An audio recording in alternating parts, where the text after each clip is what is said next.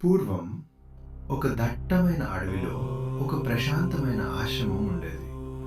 ఆ ఆశ్రమంలో ఒక మహర్షి నివసించేవారు.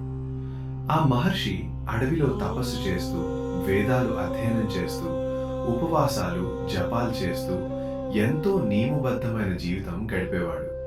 కానీ అతని మనసులో తాను గొప్పవాడిననే అహంకారం మరియు ఇతరుల తప్పులను గమనించే స్వభావం నెలకొని ఉండేది. ఆ ఆశ్రమానికి సమీపంలో ఒక వేశ్య జీవనం సాగించేది. ఒకరోజు ఆ మహర్షి ఆ వేశ్యను తన ఆశ్రమానికి పిలిపించి ఇలా అన్నాడు: నీవు చేస్తున్న జీవితం తప్పు, ఇది నీకు మంచిది కాదు. ఈ వృత్తిని వదిలి నీతిగా బ్రతకాలి.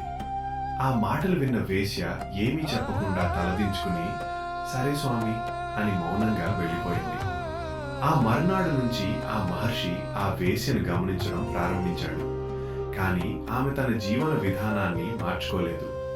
అది చూసి మహర్షి మనసులో ఆగ్రహం పెరిగిపోయింది. నాలాంటి మహర్షి చెప్పినా వినకుండా ఇంకా అదే పాపవృత్తి చేస్తుందే అని రోజు ఆలోచించేవాడు.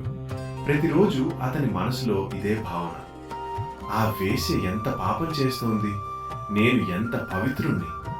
కానీ ఆ వేశ్య మాత్రం ప్రతి రాత్రి తన పని ముగిసిన తర్వాత కన్నీళ్లతో దేవుణ్ణి ఇలా ప్రార్థించేది: ప్రభు, నాకు తెలిసిన జీవితం ఇదే.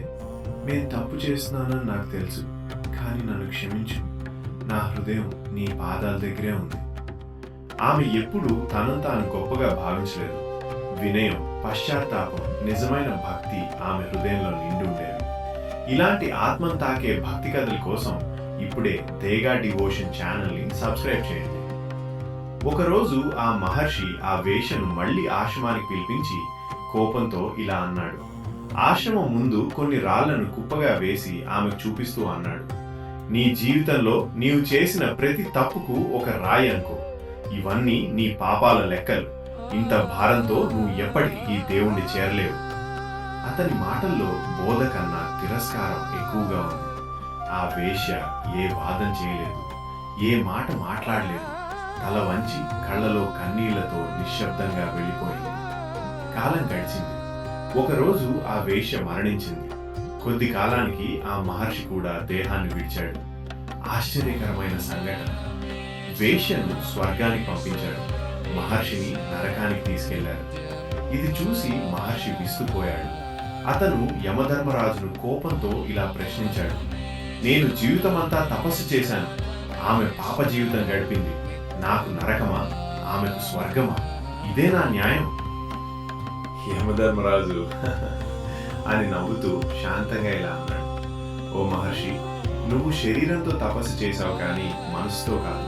నువ్వు ప్రతిరోజు ఇతరుల పాపాలను లెక్క పెడుతూ దేవుణ్ణి మర్చిపోయావు. ఆమె మాత్రం పాపం చేస్తూనే దేవుణ్ణి స్మరించింది, కన్నీళ్లతో క్షమాపణలు కోరింది. దేవుడు పాపాన్ని కాదు, మనసులోని వినయాన్ని చూస్తాడు. కథ సారం: పాపం చేసిన దేవుని స్మరణ ఉంటే విముక్తి ఉంటుంది. తపస్సు చేసిన అహంకారం ఉంటే పతనం తప్పదు.